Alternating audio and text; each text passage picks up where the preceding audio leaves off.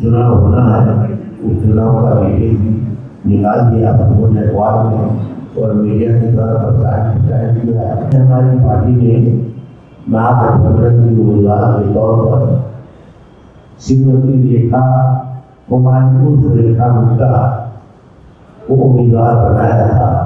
प्रतिक्रिया कहीं कोई आती नहीं है तो पार्टी का लाइन नहीं होता है ना। पार्टी के तौर पर गठबंधन का ही फैसला है कि रेखा कुमारी उर्फ रेखा गुप्ता की पार्टी को उम्मीदवार होगी, ऐसा कि माननीय अध्यक्ष चुनने का वो नहीं उम्मीद है।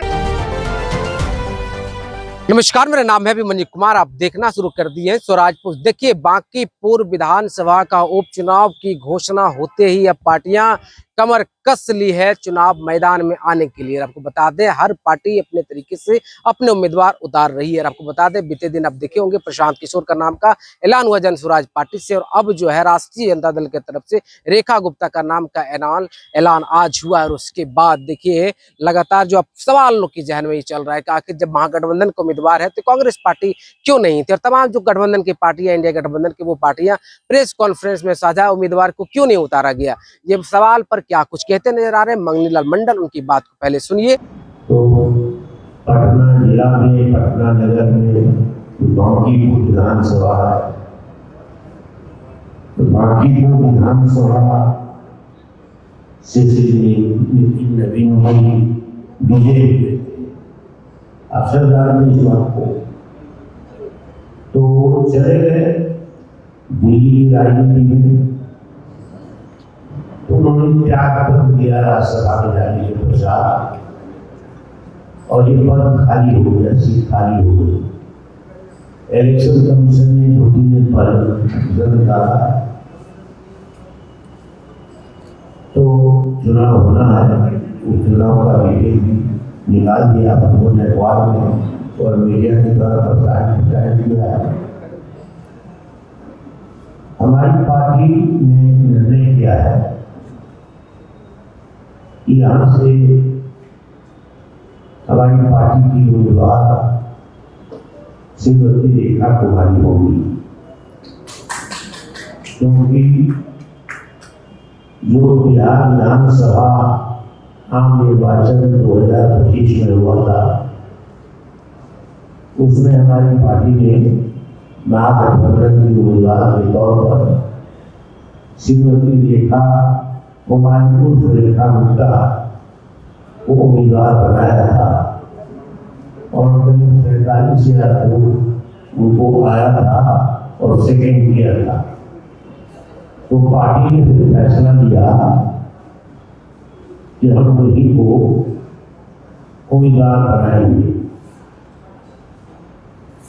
तो हम लोगों को जो पार्टी का निर्णय हुआ, वाकई आप लोगों को जानकारी दे दें, क्योंकि प्रतिदिन 10-5 पत्रकार हमको पूछते रहते हैं, हम लोगों से किसी को, कि आपका उम्मीदवार कौन होगा, कब होगा। तो समय पर हम लोगों ने कहा कि आपको अवगत करा दें।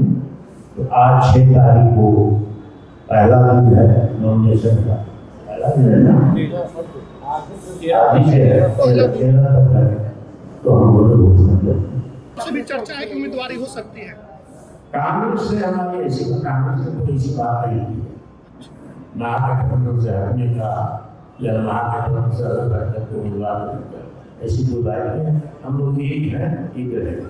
लेकिन कांग्रेस तो करे कोई बातचीत नहीं हुई थी इस बांकीपुर सीट को लेकर, बात हो गई, तब उन बात को शुरू हुई है।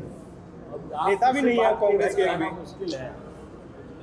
महागठबंधन को उम्मीदवार है,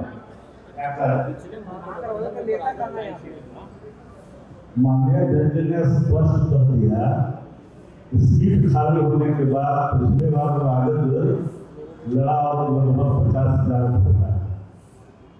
जमीनें तैयार की गई, महागठबंधन के सहयोगी दल उस समय उस सीट पर लड़ने के लिए तैयार है कि राजद लड़ी, तो राजद ने जमीन तैयार की और लगातार काम कर रहे। तो सब गठबंधन का एक फैसला, अलग से खालसा कोई इसमें कोई सवाल नहीं है। व्यक्तिगत प्रतिक्रिया कहीं कोई आती नहीं है तो पार्टी का लाइन नहीं होता है ना। पार्टी के तौर पर गठबंधन का ही फैसला है कि रेखा कुमारी और रेखा गुप्ता की पार्टी को विवाद होगी, ऐसा कई माननीय अध्यक्ष ने कहा और क्यों था? नहीं, उम्मीद ये थी कि महागठबंधन की प्रेस कॉन्फ्रेंस होगी, सभी दल के लोग होंगे, लेकिन वो चुनाव में तो याद करिएगा ना, अभी तो चुनाव में सबको देखो साथ ही रहेंगे। ठीक।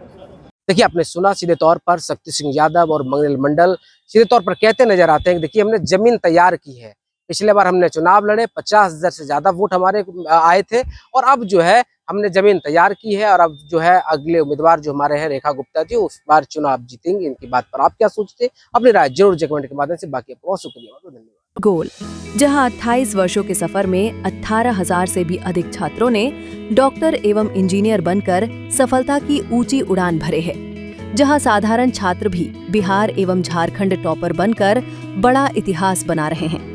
दूरदर्शी शिक्षाविद श्री विपिन सिंह के मार्गदर्शन में मेडिकल एवं इंजीनियरिंग के लाखों छात्रों के लिए आशा की किरण के रूप में गोल, द रिजल्ट फैक्ट्री